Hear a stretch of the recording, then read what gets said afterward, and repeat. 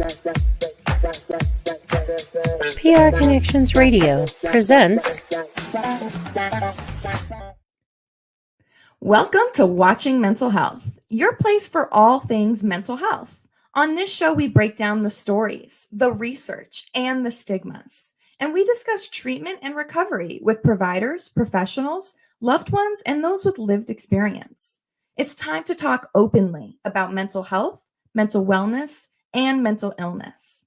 Join the movement and join us live every first and third Wednesday at 3 p.m. Pacific time. Hi, everyone, and welcome to another episode of Watching Mental Health. And I am very excited because today's episode, I think, is opportune on this. We are recording on November 6th, National Stress Day. And we're bringing in an expert on mindfulness, which I think is the perfect episode to talk about today. And this gal is quite the expert. Leticia Escamilla is a certified meditation teacher, mindfulness coach, public speaker, and the author of Me Time. She founded MindFuel in Motion to deliver transformative mindfulness experiences to the workplace. And her engaging programs empower organizations to nurture their team's personal growth. So on this episode of Watching Mental Health, we're going to be breaking down mindfulness for both personal and professional growth and why it's so important for our mental health to de-stress and find peace. And so with that, let's bring to our show, Leticia Escamilla. Welcome to the show. Hello, hello.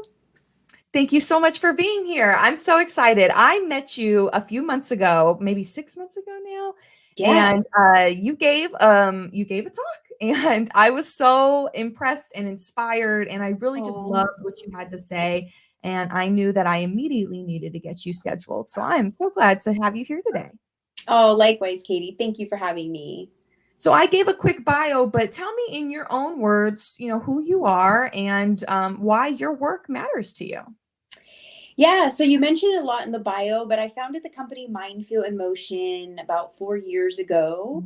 And so as my work as a meditation teacher, a mindfulness mentor and consultant, speaker and author, my whole goal is to talk about mindfulness and bring into the workplace as well as your personal, easy, practical mindfulness techniques and strategies that you can do anywhere at any time.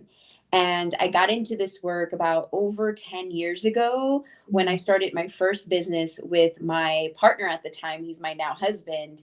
And, during that time in my life, I never thought I was going to be an entrepreneur or business owner. I was fine working for corporate and small businesses. And he really stretched my mind to be able to see this idea of owning my own business. And with that came a lot of unknowns. And a lot of stress and overwhelm. And I wasn't equipped to handle that kind of stress and overwhelm that it comes with starting a business. When you go into a job or, anything, any title role, usually focus on your title, your role, those tasks that have to do with that title and role. And then there's other people in your team that handle the other pieces of that bigger puzzle that you all are putting together every single day. So when you start a business, you are now wearing all the hats and you are putting the puzzle together all on your own with all being all the pieces. And so there came a lot of pain from going into business where I learned just a lot about myself. I started to see parts of myself that I liked, and I started to see parts of myself that I wasn't too happy with. And I was like, how do I change this? Where do I begin? And I was already on this self-care journey with working out and taking care of myself, but I knew that I needed something deeper, something more. And that's where yoga and meditation came in as my teacher and really, in a sense, saved my relationship, and saved my business, and completely turned my life around. So that's why I do the work I do now. I love that. That's so fabulous because you're right. Starting a business is really hard. And people will often say, well, I don't have what it takes, because it's so difficult. But the truth is nobody has what it takes without the right tools and training, without the right support. And it does take a lot. And so I think that that's really cool that, instead of allowing the stress of being an entrepreneur to crumble you, and you opened up to a whole new world that then went on to become your now business. So I think Right. it's really an amazing journey. Yes, thank you. That's so great. And mindfulness is a scary topic for a lot of people. I know that they hear it, and like meditation, they kind of curl up and they think, "Oh, I can't do that. I don't know what that is. I've tried, I can't." And I think that we should, help break down that stigma a little bit today, because mindfulness does not have to be scary, and it doesn't have to be hard. Right. And I like that you mentioned that you don't just teach mindfulness practices, you teach practical ones. You teach ones that, and are helpful, I think, on both a personal and a professional growth. So tell me more about how you came about to, teaching the practices you do, and what are those specific practices in mindfulness for somebody who's maybe kind of a newbie and a little scared to approach the subject. Yeah. So, first of all, mindfulness is about just being present in the moment. Mm, So, most of the time, our anxiety, our worries, these feelings that are coming up for us is because we're thinking so much about the regrets and the guilt of the past. And we're fast forwarding to the future and thinking about the worst of the worst of something that could happen. And mm, so, mindfulness really is this opportunity for us to just be present in the moment.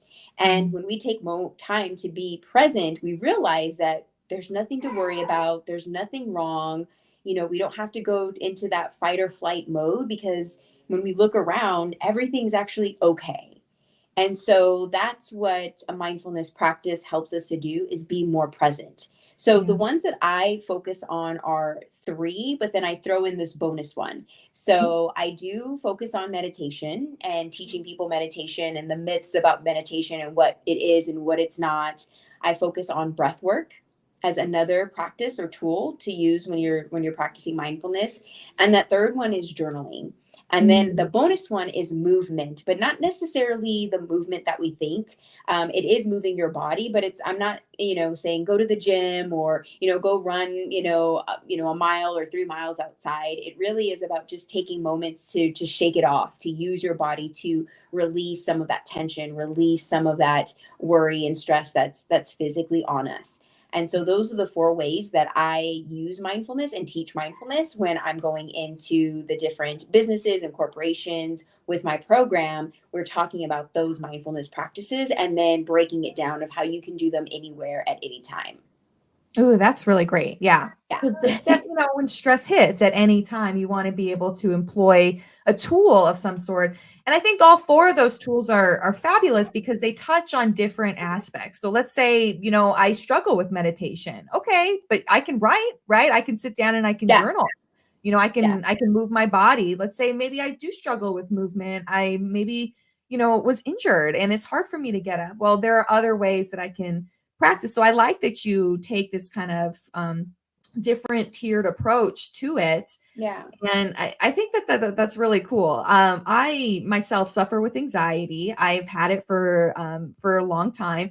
And so I know that feeling of, kind of fear, right? But then Yeah. that idea of, okay, wait, let me just be present for a second. Let me just look around. Am I safe right now in my body, in my environment, in my space? Yes, I am. And so that's okay. And it can just that moment is a mindfulness moment. Yep. And for so many people, just taking that moment is a start to it. And so you deal with both professional and personal.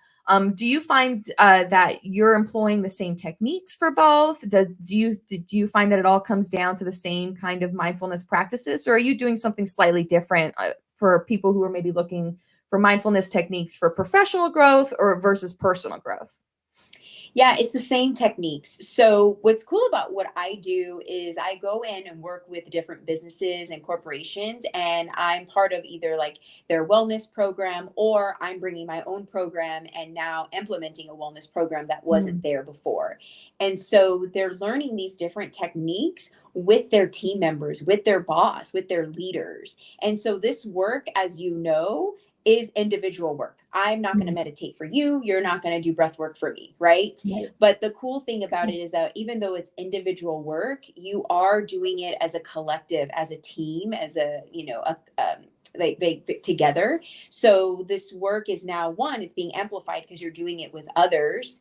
But then also, because you're doing it together as a team, you have something that ties you all together. So you can support one another with this practice. If you see someone needs to go for that walk, or you can tell that they're just taking that moment of pause, you know, to give them that respect, honor what they're doing, and they will also do that for you. So it's one and the same. The practices work for you personally and professionally. And the really cool part about it is I'm coming into your professional setting talking about something that still is, not, it's known now, but it's still kind of one of those things like, oh, I'm not sure. I don't know if I should, I'm not familiar with it. And I go in with the approach of letting them know what it's not and what it is. Not just like, hey, everyone, this is this beautiful thing you get to do. It's like, let's break it down a little bit more. And I also ask them, like, what do they know about it? What are those stigmas that they've heard about it? And break those down as well, so that by the end, they're comfortable knowing what this practice is, and they get to experience it right then and there. I'm teaching them the different ways that they can use it. And so now they're having their own experience, because there's nothing like experiencing for yourself, right? Like, I can talk about meditation all day long and how great it is and what it's like in my experience, but if you don't experience it for yourself, you'll never know, the benefits and how it can help you when you're stressed. And the whole idea of a mindfulness practice that I also like to share with people is, don't just do it when you're stressed or when you are at your most worried, self. That's a good time to do it, of course. But the idea of the mindfulness practices and how they really work is that you have to be consistent. You have to do these practices every single day, and they can actually be very preventative to you getting very stressed out, burnt out, overwhelmed. And that's really the whole point of them as well. So that's why I love coming into businesses too, because now like, hey, before we get stressed out, let's do some of these practices, and you can implement them into your routine, into your daily, however you run your day, you just implement these into them, so that when the stress does come up, because it will come up. I mean, I've been doing this almost 10 years. Of course I'm stressed, not that I'm stressed, but stress is coming, Right. But I now know how to recognize it and go, oh, let me take a step back, or naturally my body breathes in and out now, and certain things just start to happen naturally that didn't happen before I was doing these practices. Yeah, most definitely. And what kind of results have you seen in these companies that you've come into? Many results. I think the main results that I continuously see is how they see these practices as being easy for them. That they didn't realize that they didn't have to sit for 30 minutes in a lotus pose, on the ground. That they're like, oh, when I was feeling this way, or something came up, I was able to just take a moment to take a few deep breaths in and a few deep breaths out, and then I felt better, and I was able to reply back to that client better. I was able to go and talk to my team member better, or whatever it is. So what I've come to find is that they're realizing that they don't need a lot of time, they don't need a lot of all these special things that maybe we've been told we need. They just realize that if I just do a little bit every single day, I'm able to handle things a lot better than I was able to before, when I wasn't doing it at all. So I think all of us, we get caught up in anything, right? That we're like, oh, I need to spend an hour doing this. I need to block out all this time to do whatever it is. Or even if it's just go to the gym, right? Like we give it so much, we make it seem bigger than what it is. And it can be really small. And those really small moments can actually be huge. Because we make it so big, we either try to go after that big thing and accomplish it. And then what ends up happening, because we made it so big, we end up just not doing it at all. Or it looks so big that it's overwhelming, and it's doing the opposite effect, and you're not showing up for it. So the whole idea is that they see that it's easier when they do it in small increments, and they get those benefits that they're looking for. And yeah, their personal and professional life is changing from it. Yeah, absolutely. That's really powerful. And it's doing things like preventing burnout, which I think we're just so, Yeah, used to experiencing in this country. Just kind of go, go, go mentality. And mindfulness just kind of teaches you to just stop for a second, right? And just take a yeah. breath. It's really been helpful in my life. So tell me more about your services on a personal level. Do you offer individual coaching, or do you offer individual like breath work or meditation services? I don't at this time. I really found that I love working with groups. There's Oh, something just yeah. about working with groups that is so much more powerful. It's supportive. And here's the thing that I've learned too is that the answers are in the room. So I'm just Mhm. here as a guide. I am very, I have I've curated the curriculum and the way that I teach these workshops. They're very intentional. I'm coming in obviously with an agenda and things we're going to do and fun activities and exercises you're going to learn. But there's nothing more powerful than everyone sharing their experience, everyone Mhm. sharing how this is working for them, or having questions in the room that maybe somebody wouldn't have asked, or whatever it is. So there's Yeah. just something really powerful about working with a group and seeing these teams do it together, because Mhm. that's another thing that mindfulness is going to become more of the norm when we see each other doing it more, right? It's just Mhm. like anything. If I see you doing it, then it's like, oh, okay, it's okay to do. But if I'm the only one doing something, then we get a It's like little nervous, or awkward. we're not sure, we stand out. So I think that's the other beauty of it. It's like, oh, we're all doing this. So it kind of gives it even more permission and okay to do Mhm. this, all the time now, because we're all doing it. It's not just me Mhm. doing it alone. And I find mixtures of the, people in the teams, right? Some are already doing some of these practices, or Right. they've dabbled in it, or some are completely new, and they're all on Right. different journeys of it, which is really cool. But at the end of the day, it's really fun to see them do it as a team, and Mhm. now have something they can support each other on, and remind each other on. That was something I've seen as well. Like, when they see their team member getting stressed out or feeling like, hey, remember, just go take a moment to breathe, or go take a Right. moment to take a walk, and they're supporting each other, because now they know too of like, that's what they want, that's what they need, and it's helped them. So they want to see their team members also, feel better and not feel so stressed and, overwhelmed by everything. So they're encouraging each other in that way. Yeah, most definitely. And I love that you brought up the idea of the group. I was going to mention that earlier when you brought it up before, Yeah. because I have found that, even on a personal level, when I'm in a group and we are doing something like group breath work or meditation, or even our good friend, she hosts a women's group, Yeah. that kind of feeling of, group, I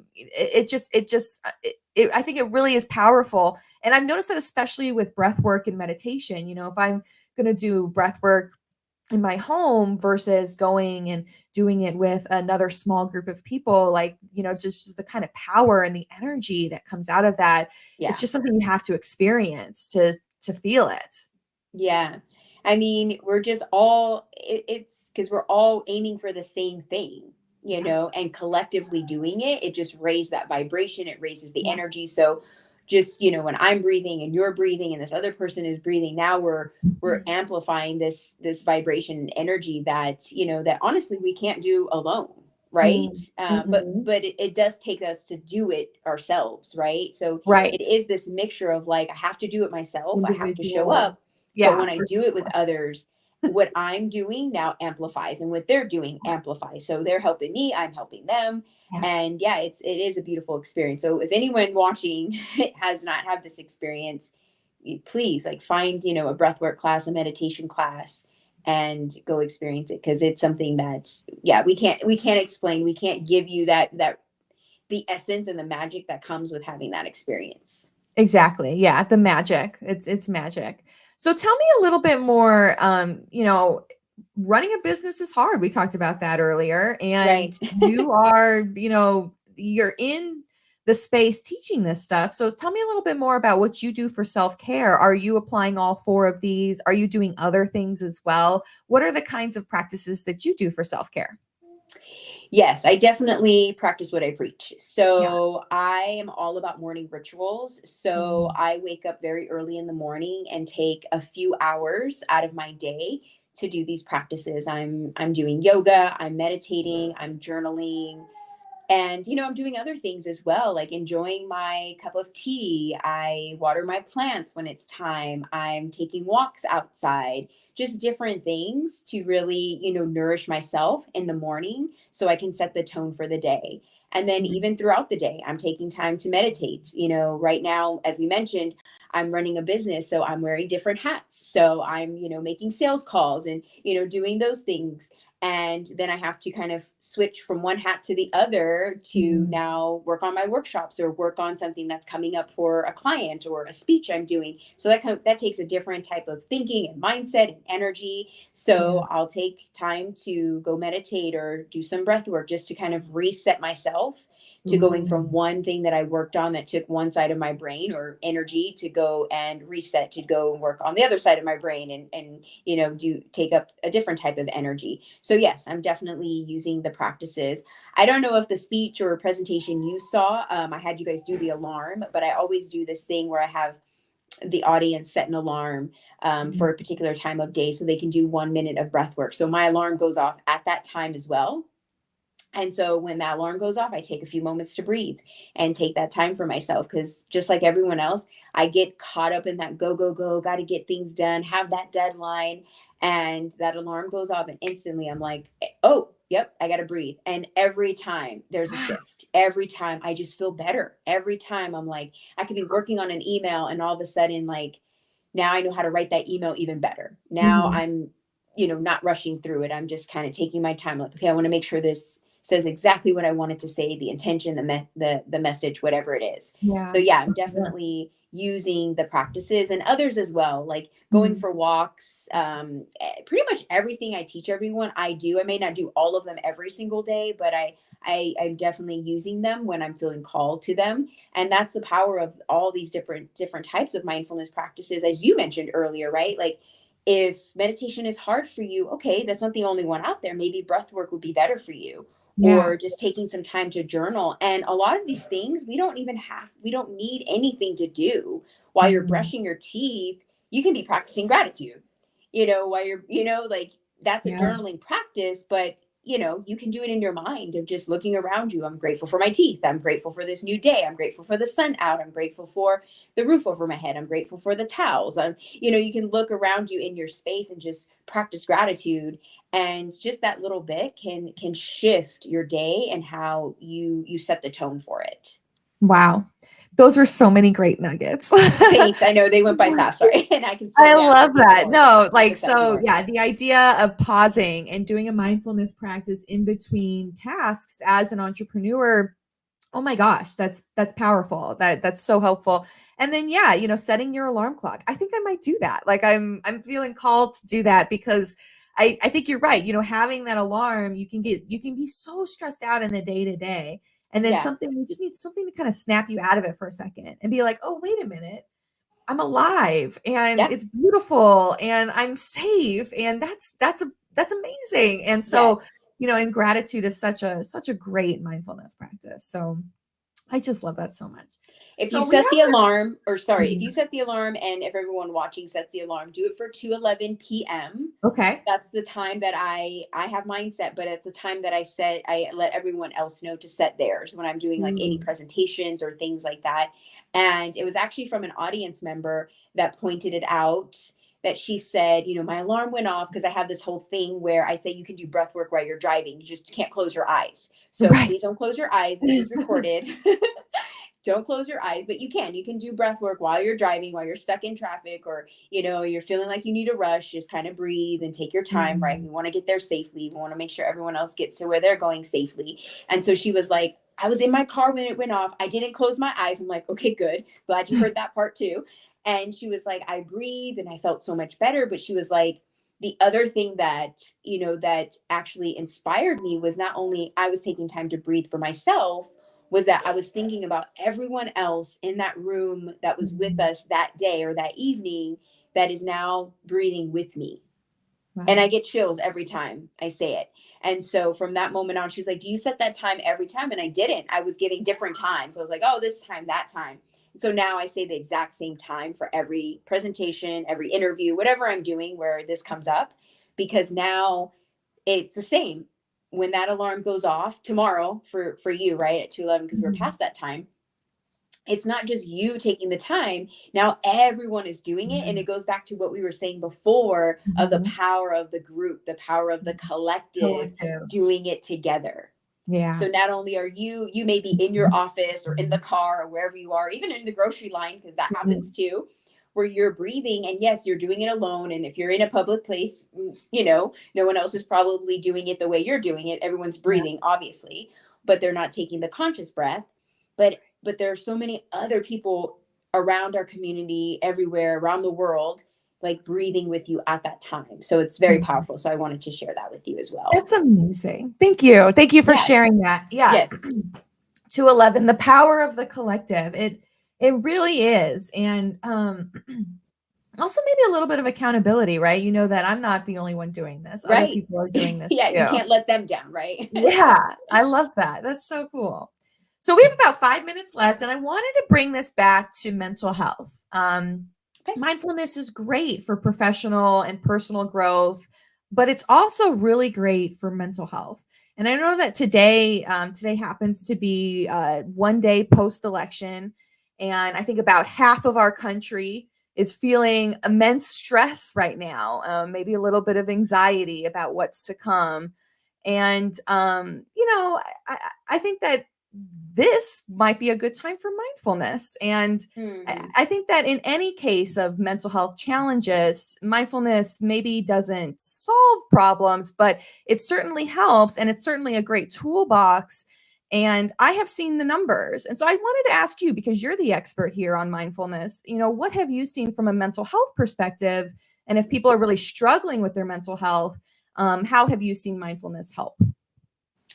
Yeah, I think mindfulness in a lot of ways can actually, help solve things. Because, again, going back to what I mentioned earlier, is mindfulness is about being present. Yeah. And so a lot of the times when we're not present, we're either thinking about the past or thinking about the future. And the reason why this is hindering mental health is because the past and the future don't exist. It's gone. Past is gone, and the future is yet to be told. And even when we are in the quote unquote future, we're actually now in the present.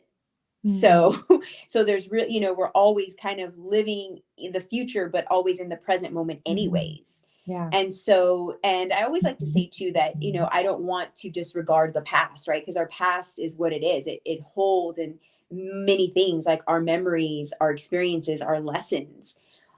What I think gets kind of jumbled up in all of that is we get stuck thinking about the past in these negative ways, what I could have done, what I didn't do, what they did to me, the traumas, instead of looking at the past and going, okay, how can I take that and let it be a guide for me? What experiences did I learn from? What failures can I not fail from again, and be better at? And that, I think, definitely